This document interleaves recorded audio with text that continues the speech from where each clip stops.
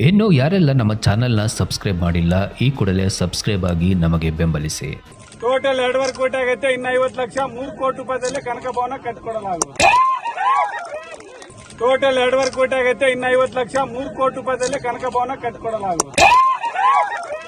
ಇಲ್ಲಿ ಕನಕ ಭವನದ ಒಂದು ಭೂಮಿ ಪೂಜೆಯನ್ನು ಮಾಡಿದ್ವಿ. ಇನ್ನು ಕೆಲವೇ ಕೆಲವು ದಿನಗಳಲ್ಲಿ ನಮ್ಮ ಯಾದವ ಸಮುದಾಯಕ್ಕೆ ಕೂಡ ಒಂದು ಸಮುದಾಯ ಭವನವನ್ನು ಮಾಡಿಕೊಡ್ತಕ್ಕಂಥ ಕೆಲಸವನ್ನು ಮುಂದಿನ ದಿನಗಳಲ್ಲಿ ಮಾಡಿಕೊಡ್ತೀವಿ.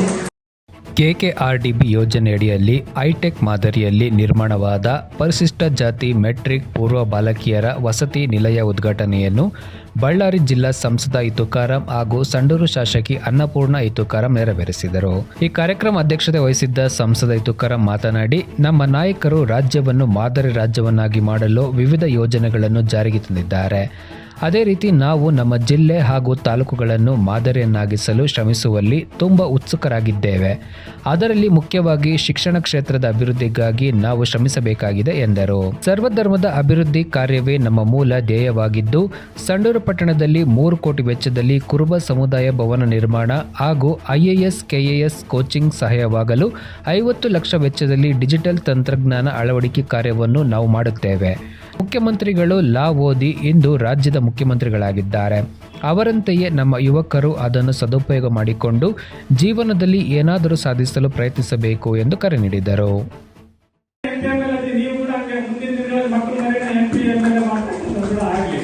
ಯಾಕಂದ್ರೆ ನಾವೆಲ್ಲರೂ ಕೂಡ ಭಗವಂತ ಮಾಡಿದ್ರೆ ಸಾಕಾಗುತ್ತೆ. ಇನ್ನೊಂದು ಪೂರ್ವವಾಗಿ ಇಷ್ಟಪಡ್ತಾ ಇದೀನಿ.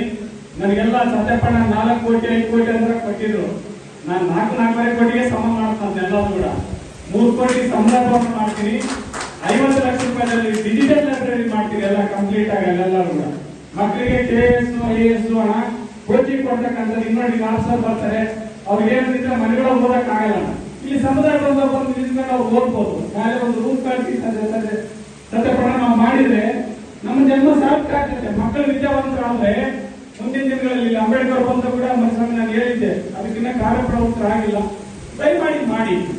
ಒಬ್ಬ ವಿದ್ಯಾವಂತ ಇದು ದೇಶದ ಸರ್ವಾಂಗೀಣ ನೋಡಿ. ಒಬ್ಬ ಸಿದ್ದರಾಮಯ್ಯ ಲಾಭ ಇವತ್ತು ಮುಖ್ಯಮಂತ್ರಿ ಆಗಿರುತ್ತೆ. ಎಷ್ಟು ಜನ 6.5 ಕೋಟಿ ಜನ ಇವತ್ತು ದಿನ ಇಡೀ ಜನ ನೆನೆಸ್ತಾ ಇದ್ದಾರೆ. ಇವತ್ತು ರಾಷ್ಟ್ರ ನಾಯಕರಿಗೆ ಕೂಡ ಇವತ್ತು ಕರೆದು ಮಾತಾಡುವಂತ ವ್ಯವಸ್ಥೆ ಆಗಿದೆ. ಈ ನಿಟ್ಟಿನಲ್ಲಿ ಒಳ್ಳೆ ಆರೋಗ್ಯ ಕೂಡ ಕಾಪಾಡಬೇಕು. ಮೊನ್ನೆ ಅನ್ನಪೂರ್ಣವರು ಕೂಡ ಮಾತಾಡಿದ್ದಾರೆ ವಿಧಾನಸಭೆಯಲ್ಲಿ. ದಯಮಾಡಿ ದುಶ್ಚಟಗಳಿದ್ರೆ ತಾವೆಲ್ಲ ಕೂತ್ಕೊಂಡು ದಯಮಾಡಿ ಅವಾಯ್ಡ್ ಮಾಡಿ. ಇದ್ದಂತ ಬಜೆಟ್ ನಲ್ಲಿ ನಾವು ಚಟ್ಟಿ ರೊಟ್ಟಿ ತಿಂತಿಲ್ಲ, ಸುಖವಾಗಿರೋಣ, ನೆಮ್ಮದಿಯಾಗಿರೋಣ, ಮಕ್ಕಳನ್ನ ಪ್ರೀತಿ ಮಾಡ್ರಿ, ಹೆಣ್ಮಕ್ಳನ್ನ ಪ್ರೀತಿ ಮಾಡ್ರಿ. ಇದ್ದಂತ ಬಜೆಟ್ ನಾಗೆ ಯಾರ ರಾಜ್ಯ ಕೂಡ ಕೋಟ್ಯಾಧಿಪತಿ ಕೂಡ ಜೀವನ ಮಾಡೋದಷ್ಟೇ. ನಾವು ಬರೀ ಒಂದು 20,000 ರೂಪಾಯಿ ಜೀವನ ಮಾಡಿದ್ರು ಕೂಡ ಅಷ್ಟೇ. ಸರ್ಕಾರ ಕಾರ್ಯಕ್ರಮ ಬೇಕಾದ ಕಾರ್ಯಕ್ರಮ ಇದಾವೆ. ಒಳ್ಳೆ ರಾಜಕೀಯ ವಾತಾವರಣ ಇದೆ ನಮ್ಮ ಸಂಡೂರಿನಲ್ಲಿ. ಮನೆ ಮನೆಗೆ ನಾವೆಲ್ಲರೂ ಒಂದೇ ತರ ಮಕ್ಕಳಾಗಿ ಮಾಡ್ತಾ ಇದ್ವಿ. ಇಂಥ ವಾತಾವರಣ ಇರೋದ್ರಿಂದ ಇಡೀ ದೇಶದಲ್ಲಿ ಎಲ್ಲೆಲ್ಲ ನೋಡಿದಪ್ಪ ಅಂದ್ರೆ ಸಂಡೂರಿನ ಪ್ರತಿಯೊಂದು ಕಾಣಬೇಕು, ಸಂಡೂರಿನ ಆಸರ ಕಾಣಬೇಕು. ಅಂತ ಒಂದು ಸಮಾಜ ಏನ್ ಕಡಿಮೆ ಆಗೈತೆ ನಮಗೆ. ಅದು ಪೂರ್ವವಾಗಿ ನಾವೆಲ್ಲ ಮಾಡ್ತಾ ಇದ್ವಿ. ಅದಕ್ಕೆಲ್ಲರೂ ಕಾಣಕೊಳ್ಳೋದಾಗಬೇಕು. ಒಳ್ಳೆ ದೇಶ ಕಟ್ಟಣ, ಒಳ್ಳೆ ರಾಜ್ಯ ಕಟ್ಟಣ, ಒಳ್ಳೆ ತಾಲೂಕು ಕಟ್ಟಣ, ಮಾದರಿ ಮಾಡಲಿಕ್ಕೆ ನಾವೆಲ್ಲರೂ ಶ್ರಮಿಸೋಣ. ಜೊತೆಗೆ ಇವತ್ತೊಂದು ಅಲ್ಲಿ ಸ್ನಾನಗಿನ ಮಾಡೋದಕ್ಕೆ ಬರೀ ಗಂಡ ಹೆಂಡತಿ ಇಬ್ಬರಿಗೆ ಆಗ್ತದಣ. ಮತ್ತೆ ಒಂದು 40 ಲಕ್ಷ ರೂಪಾಯಿದು ಮತ್ತೆ ಬೇರೆ ಒಂದು ಟಾಯ್ಲೆಟ್ ಗಿಡ ಮಾಡ್ಕೊಡ್ತೀನಿ. ಎಲ್ಲ ಕಂಪ್ಲೀಟ್ ಆಗಿ 50 ಲಕ್ಷದ್ದು ಇದು ಡಿಜಿಟಲ್ ಲೈಬ್ರರಿ, 30-35 ಲಕ್ಷದ್ದು ಸಪರೇಟ್ ಆಗಿ ಬಹಳ ಜನ ಸ್ನಾನಗಿನ ಮಾಡಕ್ಕೆ ಬೀದಿಗೆ ಬಂದ್ರೆ ಮಾಡೋದು ಕೂಡ ನಾನು ಮಾಡ್ಕೊಡ್ತೀನಿ. ಒಟ್ಟ ಎಲ್ಲ ಸೇರಿ 4 ಕೋಟಿ ರೂಪಾಯಿದ ಸುಸಜ್ಜಿತವಾದ ಒಂದು ಕಲ್ಯಾಣ ಮಂಟಪ ಮಾಡಿಕೊಟ್ಟು ಇವತ್ತು ಮುಂದಿನ ದಿನಗಳಲ್ಲಿ ನಿಮ್ ಬಿಡ ಇದೆ ಯಾವತ್ತೂ ತೀರ್ಸಕ್ಕಾಗಲ್ಲ. ಸಂತೋಷ್ ಸಾಹೇಬರು ನಾವು ಕೂಡ ರೇವಣ ಸಿದ್ದಪ್ಪನ ತಾತ ಗುಡಿಯಿಂದಾನೆ ಅವತ್ತು ವಿಟ್ಲಾಪುರ ಗುಡಿಯಿಂದಾನೆ ರಾಜಕೀಯ ಪ್ರಾರಂಭ ಮಾಡಿರ್ತಕ್ಕಂಥದ್ದು.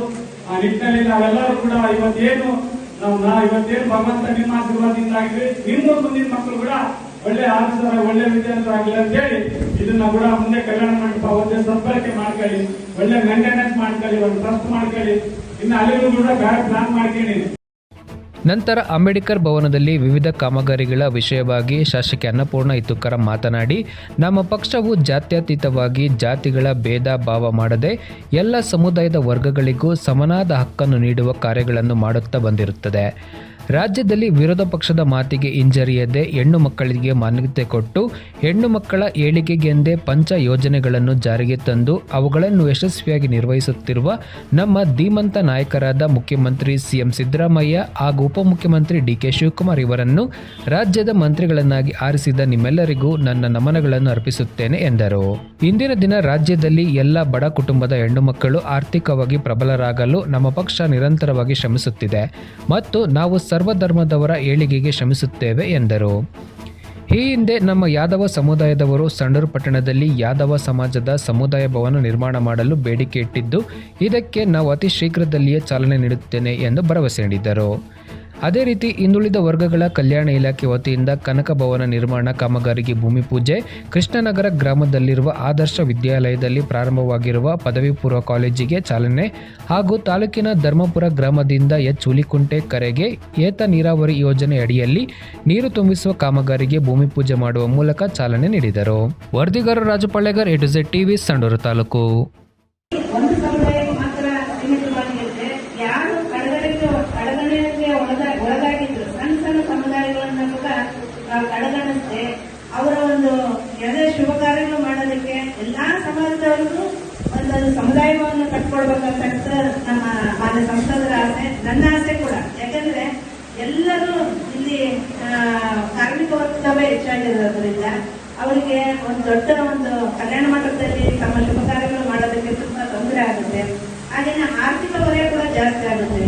ಈಗಿನ ಒಂದು ಕಾಲಮಾನದಲ್ಲಿ ಇಂಥವೆಲ್ಲ ಆರ್ಥಿಕ ಹೊರೆಗಳನ್ನ ಕಡಿಮೆ ಮಾಡಬೇಕು, ಅವ್ರಿಗೂ ಕೂಡ ಆರ್ಥಿಕ ಸಂಕಷ್ಟಗಳಿಂದ ಸ್ವಲ್ಪ ಅವ್ರು ಪಾರು ಮಾಡಬೇಕು ಅಂತಕ್ಕಂಥ ನಿಟ್ಟಿನಲ್ಲಿ ನಾವು ಎಲ್ಲಾ ಸಮುದಾಯಗಳನ್ನ ಒಗ್ಗಟ್ಟಾಗಿ ಅವರಿಗೆ ಒಂದೊಂದು ಸಮುದಾಯ ಭವನಗಳನ್ನ ಮಾಡ್ಕೊಡ್ಬೇಕಂತಕ್ಕಂಥ ಒಂದು ಯೋಜನೆಯನ್ನ ಹಾಕೊಂಡಿದ್ವಿ. ಹಾಗೇನೆ ಇವತ್ತು ಇಲ್ಲಿ ಕನಕ ಭವನದ ಒಂದು ಭೂಮಿ ಪೂಜೆಯನ್ನು ಮಾಡಿದ್ವಿ.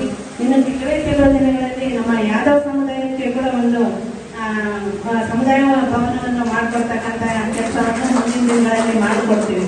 ಯಾಕಂದ್ರೆ ಪ್ರತಿ ನಮ್ಮ ಚುನಾವಣೆಯಲ್ಲಾಗಿರ್ಬೋದು ಎಲ್ಲ ಸಮುದಾಯದವರು ಕೂಡ ಒಗ್ಗಟ್ಟಾಗಿ ನಮ್ಮನ್ನ ಆಶೀರ್ವಾದ ಮಾಡಿರ್ತಕ್ಕಂಥದ್ದು. ಇಷ್ಟು ವರ್ಷ ಕೂಡ ಸಂತೋಷ್ ಲಾಡ್ ಅವರು ಅದಕ್ಕಿಂತ ಮುಂಚೆ ಗೋರ್ಪಡೆಯುವ ಕಾಲದಿಂದ ಕೂಡ ತಾವೆಲ್ಲರೂ ನಮ್ಮನ್ನ ನಿರಂತರವಾಗಿ ಆಶೀರ್ವಾದ ಮಾಡಿ ಇಲ್ಲಿ ಒಂದು ಒಳ್ಳೆಯ ಒಂದು ರಾಜಕೀಯ ಒಂದು ಪರಂಪರೆ ಬೆಳೆಯೋದಕ್ಕೆ ತಮ್ಮೆಲ್ಲರ ಆಶೀರ್ವಾದ ಕಾರಣ, ತಮ್ಮೆಲ್ಲರ ಒಂದು ಸಹಕಾರ ಕಾರಣ ಅಂತೇಳಿ ನಾನು ಹೇಳೋದಕ್ಕೆ ಬಯಸ್ತೀನಿ. ಇವತ್ತು ತಾವೇನೋ ನಿರೀಕ್ಷೆ ಇಟ್ಕೊಂಡಿದ್ರಿ, ನಿರೀಕ್ಷೆ ಇಟ್ಕೊಂಡು ನಾಲ್ಕುಗೌಡ ಮತ್ತೆ ಇದ್ದಂತ ನನ್ನಂತ ಒಬ್ಬ ಗೃಹಿಣಿನ ಇವತ್ತು ತಮ್ಮ ಜನಪ್ರತಿನಿಧಿಯಾಗಿ ವಿಧಾನಸೌಧಕ್ಕೆ ಕಳಿಸಿದ್ರಿ. ಅದಕ್ಕೆ ನ್ಯಾಯ ಒದಗಿಸ್ತಕ್ಕಂಥ ಕೆಲಸವನ್ನು ನಾನು ಪ್ರಾಮಾಣಿಕವಾಗಿ ಮಾಡ್ತಾ ಇದ್ದೀನಿ ಅಂತೇಳಿ ನಾನು ಹೇಳೋದಕ್ಕೆ ಬಯಸ್ತೀನಿ. ಯಾಕಂದ್ರೆ ಇವತ್ತು ಸಿದ್ದರಾಮಯ್ಯನವರನ್ನ ತಾವು ಗಮನಿಸಿರ್ಬೋದು. ಸಿದ್ದರಾಮಯ್ಯನವರು ಗ್ರಾಮೀಣ ಜೀವನವನ್ನು ಅನುಭವಿಸಿರೋದ್ರಿಂದಲೇ ಅವರಿಗೆ ಗ್ರಾಮೀಣ ಭಾಗದ ಹೆಣ್ಣುಮಕ್ಕಳು ಕಷ್ಟ ಏನಂತ ಗೊತ್ತಾಯ್ತು, ನಮ್ಮ ರೈತರ ಕಷ್ಟ ಏನಂತ ಗೊತ್ತಾಯ್ತು, ನಮ್ಮ ಜನರ ಬದುಕು ಹೇಗೆ ಎಷ್ಟು ಕಷ್ಟದಿಂದ ನಡೆಯುತ್ತೆ ಅಂತೇಳಿ ಗೊತ್ತಾಯ್ತು. ಅದಕ್ಕೆ ಅವರು ಇಡೀ ಕರ್ನಾಟಕದಾದ್ಯಂತ ಇಂಥ ಯೋಜನೆಗಳನ್ನು ತರೋದಕ್ಕೆ ಅನುಕೂಲ ಆಯಿತು. ಇನ್ನು ಯಾರೆಲ್ಲ ನಮ್ಮ ಚಾನೆಲ್ನ ಸಬ್ಸ್ಕ್ರೈಬ್ ಮಾಡಿಲ್ಲ, ಈ ಕೂಡಲೇ ಸಬ್ಸ್ಕ್ರೈಬ್ ಆಗಿ ನಮಗೆ ಬೆಂಬಲಿಸಿ.